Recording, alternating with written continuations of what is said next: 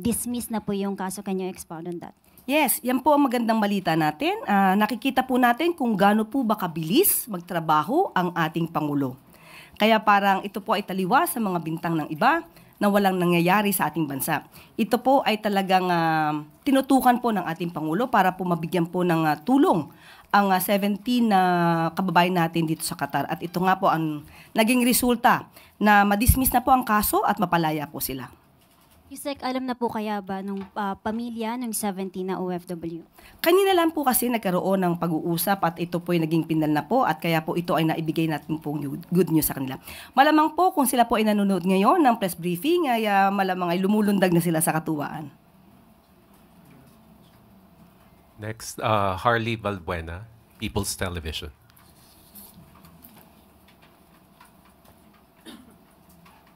Microphone, please.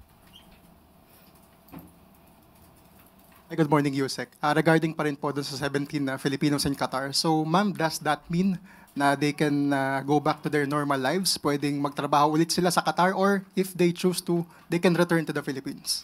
Opo, sinabi naman po na sila po ay napalaya na at maaari po sila magtrabaho. Choice na po nila po kung ano po yung gusto nila. Ma'am, another issue, the DILG earlier presented to the public yung arrested Russian-American vlogger who harassed security guards. So, ma'am, does that mean that that will serve as a warning, not just for foreign social media creators, but for foreigners in general, that if they play around with our laws, then they will be presented to the public and they will be meted with respective charges. Because, ma'am, sabi po ng DILG, hindi raw ide-deport and instead, you will be prosecuted here in the Philippines. Yan po ay papatunay lamang po na tayo po ay hindi nagbibiro. Kung dapat may managot, ay dapat panagutin. Hindi lamang po ito ang una malamang na mangyayari. Dahil nabalita na rin po na yung mga fake news peddlers ay nakasuhan na po, sinampahan na po ng kaso. At mukhang yun po yung first batch. So alamin pa po natin kung may mga makakasuhan pa po ng mga fake news peddlers. Related to this question, Pia Gutierrez, ABS-CBN. Ma'am, regarding yung 17 Filipino nationals, nabanggit po kasi last week ni DMW Secretary Hans Leo Kakdak that the reason the 17 Filipinos were provisionally released was because wala pong kaso na nasampa sa kanila during the time that they were detained. May we know ano po yung kaso na na-dismiss at kailan po ito na-charge? Sa ating pong pagkakaalam, ito yung illegal assembly. So, dahil nga po sa pakikipag-usap ng ating Pangulo sa gobyerno po ng Qatar, sa pamamagitan po ni Qatari Ambassador, napagbigyan po tayo na ang ating kapwa Pilipino na nahuli o na-detain ay makalaya po at hindi na po masampa ng kaso pa. So tama po, the President himself made a direct appeal to the Qatari government. When was that made po? Sa ating pagkakaalam ay kanina po nagkaroon ng pag-uusap. Prior to the release? Hindi, kanina po nagkaroon po ng pag-uusap at nagkaroon na po ng sinabi na ito nga po yung good news. Kung ano po yung timeline, kung kailan sila nag-usap, ay hindi po sa akin na ibigay yung pinaka-detail. Moving on, Ann Soberano, Bomboratio.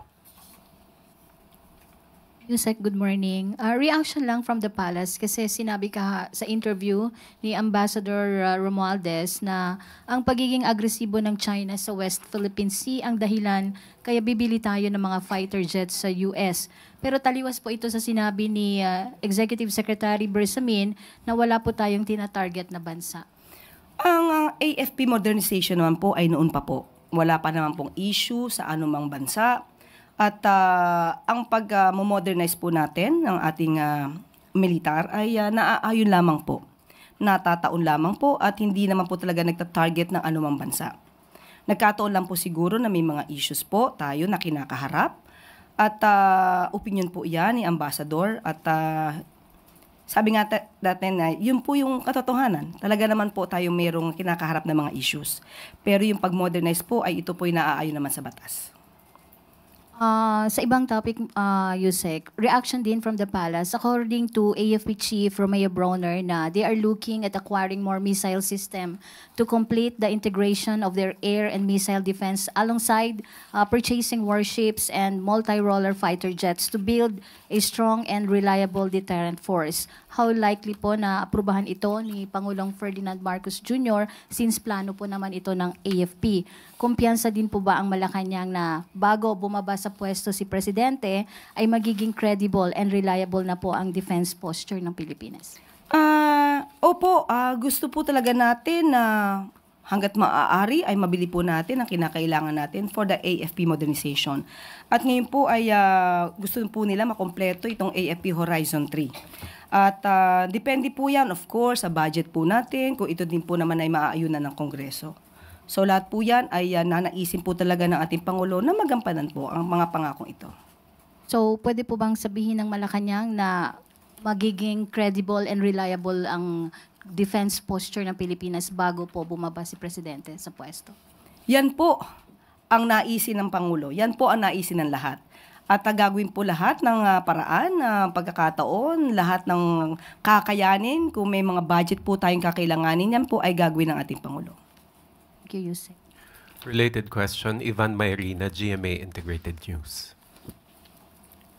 Yusek, good morning. Does the Philippine government consider the arrest of Pinoys for suspicion of espionage as an escalation of tension between the Philippines and China, especially since the NSA believes this is merely a retaliation of the Chinese side over the arrest of their nationals for the same suspicion? At kung meron po bang specific instructions ang Pangulo kung paano natin i-handle ang kasong ito? We believe that is just a part of the initial investigation. There is no yet concrete evidence.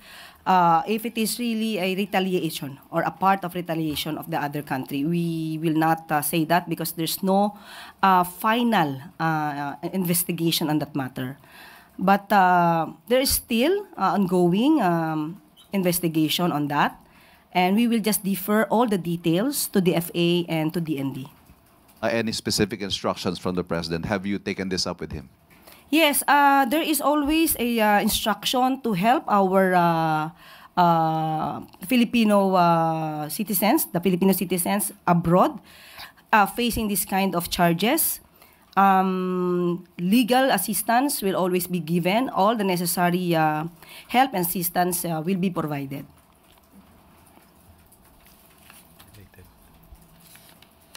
Ia Gutierrez, ABS-CBN. Ma'am, nabanggit po ni Senate President Cheese Escudero that there will be government officials who will be attending yung next hearing ng Senate on the arrest of former President Duterte. Sino-sino po ang mga ito? And does this mean na nagbago na yung stand ng palasyo pagdating sa pagdalo ng mga opisyal sa Senate investigation? Sa ngayon po ay according po sa office po ni ES, as we speak, hindi pa po ako nabibigyan ng anumang detail kung nakatanggap na po sila ng invitation. Pero so dapat sa invitation nakalagay po sana kung sino yung mga tao na iimbitahan. Pero nagbigay na po ng listahan ang Office of the Executive Secretary yung maaaring dumalo po sa nasabing hearing. Nakalista po rito si Secretary Jesus Crispin Remulla ng DOJ, Prosecutor General Richard Anthony Fadulion, and Chief State Counsel Dennis Arvin Chan. Makakasama at nilagay din po namin sa listahan si Department of Foreign Affairs Secretary Enrique A. Manalo, Philippine Center on Transnational Crime Executive Director Alcantara, PNP General Romel Francisco Marbil, and General Nicolas Torre. From DMW, si Secretary Hans Kakda. Kasama rin po si Special Envoy Marcos Lacanilao. And from the SEC, Attorney R.J. Bernal and Attorney Ferdinand Logi Santiago. Ma'am, what led the palace to reconsider? Kung nagkausap man po sila ni Senate President Cheese Escudero, binigyan din po natin ng pagrespeto ang kanyang hiling. Kaya, provided of course, ito hindi naman din tatalakay sa executive privilege na mga issues. Pero to be clear, ma'am, these officials can still invoke executive privilege during the question and answer, no? Opo. Thank you po. Maricar Sargan, Brigada. Good morning po, Yusek. Mahingi lang po namin yung reaction ng Palas regarding sa sinabi po ni Senator Bato de la Rosa nakaraan na it is moral obligation daw po ng Senate Committee on Foreign Relations to share their findings with US President Donald Trump para raw yung owner ng chartered jet na ginamit para ihatid si dating Pangulong Duterte sa The Hague ay mapanagot regarding po ito doon sa EO na inilabas po ni Trump February 2025 to sanction yung ICC. And ano pong reaction dito ng Palas? Of course, nakita po natin, nabasa po ang executive order at tatignan po natin ang definition ng ally.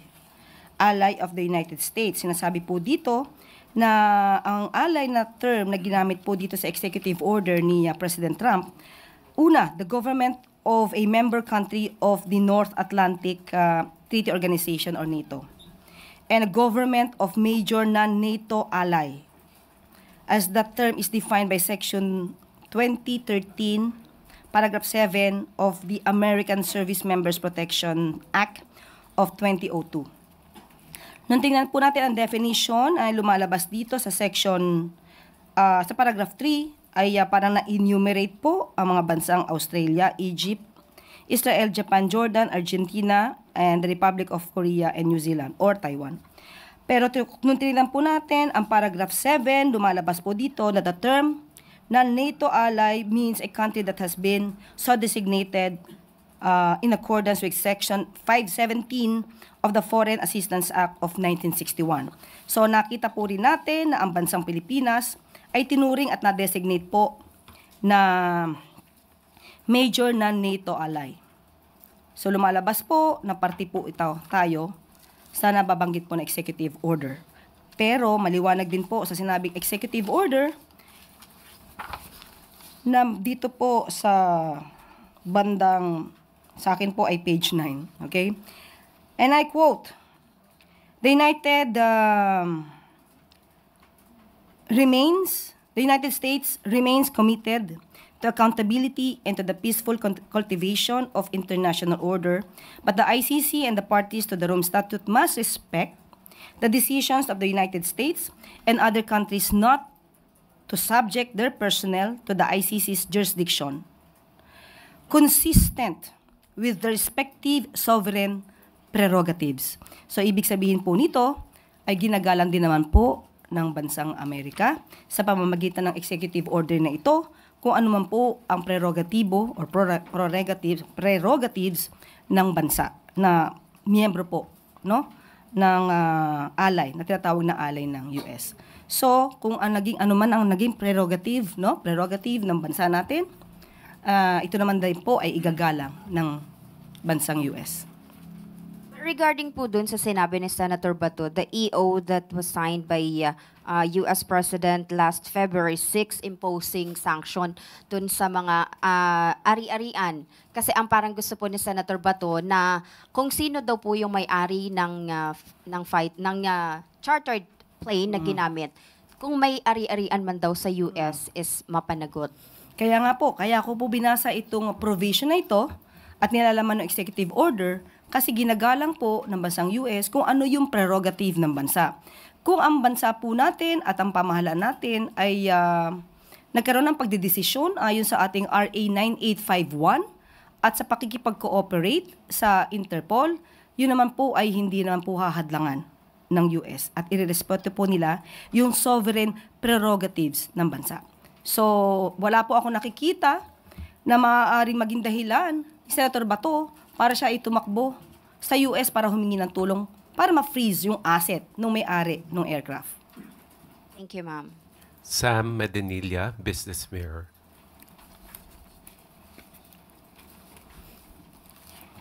Good morning, ma'am. Itatanong lang po namin kung meron na pong initial update yung administration kung ano yung magiging sectors na affected ng tariff. reciprocal tariff from the US? Okay, ganito po ipagpapaliban ko muna po yung detalye patungkol dyan dahil alam ko po ay mayroon pong aksyong gagawin na papabor naman po sa ating bansa. Pero hindi ko po muna maibibigay yung detalye hanggat hindi pa po nagiging final ang mga pag-uusap patungkol dito. Pansamantala po. Pero yung initiative po na yan will be led by President Marcos or the economic managers po? Ibibigay ko po yung detalye kasi alam ko po ay maganda naman po ang magiging action dito. Hindi ko lang po masasabi yung detalye. Sige po. Hanggat wala pa pong nagaganap na aksyon kasi meron na po kasing mga plano. Pero saka ko po ibibigay sa inyo yung mga detalye kapag ka po naging final na po yung plans. On another question po ulit, do you agree that the Philippines imposes a 34% tariff on US goods? Ito po kasi yung naging basis ng US doon sa pag-impose nung 17% discounted tariff raw. Yung sabi nila 34% raw yung in-impose natin doon sa mga US goods. Does Philippines agree doon sa computation ng 17% tariff na in-impose sa atin? Yun po, kasama po sa pag-aaralan. At muli, sasabihin ko po sa inyo yung detalye ko ano po yung maaaring maging action dito ng Philippines. Meron po kasi, ang pamahalaan po natin sa pamumuno po ng ating Pangulo ay meron po talagang plano for this. Last na lang po for my part. May na-mention rin po ba na ang Philippines makikipag-cooperate with other ASEAN countries for a joint response dun sa reciprocal tariff? Ibibigay ko po yung detalye kapag meron na pong naganap na pagpupulong, kung meron man. Sige pa, ma'am. Thank you po. Last two questions. Ace Romero, Philippine Star. But Yusek, can you confirm reports na nag-meeting po yung Pilipinas with or other ASEAN countries with regard to this? At least that, meron ba tayong naging pagpupulong with regard to the tariff? Hindi ko po, muli gustuhin ko man po sagutin yan at kung ano man po yung aking nalalaman. Hindi ko pa po pwedeng maisabi yung detalye hanggat hindi pa po sa akin ibinibigay kung ano man po ang magiging resulta, kung may magiging resulta sa anumang pagpupulong. Kapag ka po naganap na po to, ibibigay ko po sa inyo. Finally, Raquel Bayan, Radio Pilipinas. Sec, kukuha lang po kami ng reaction kaugnay doon sa pagtaas po ng retail compliance o yung bilang po ng mga nagbebenta ng baboy na sumusunod doon sa itinakdang MSRP ng pamahalaan po.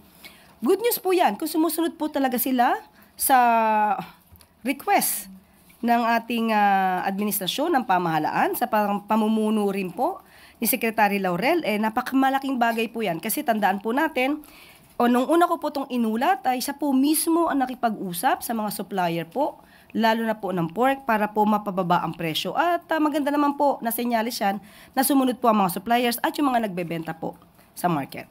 Ano po kayong gagawing action ng pamahalaan para mapataas po yung supply ng baboy sa bansa sa gitna po ng mga panawagan na sana daw po mas mag-focus sa repopulation ng baboy more than sa pag-i-import po? Actually, ngayon po ay sinasagwa na rin po ang yung pagbabakuna po sa mga baboy para po maiwasan po yung pagkakasakit nila at hindi tayo masyadong mabawasan ng supply. At maliban pa po dyan ay nagkaroon na rin po ang DA po, in-announce po ang pag-overhaul ng 3 dekada na MAV o yung Minimum Access Volume System for pork imports para po makakuha pa rin po tayo na mas mababang presyo kung mag-i-import man po tayo ng baboy. Okay po?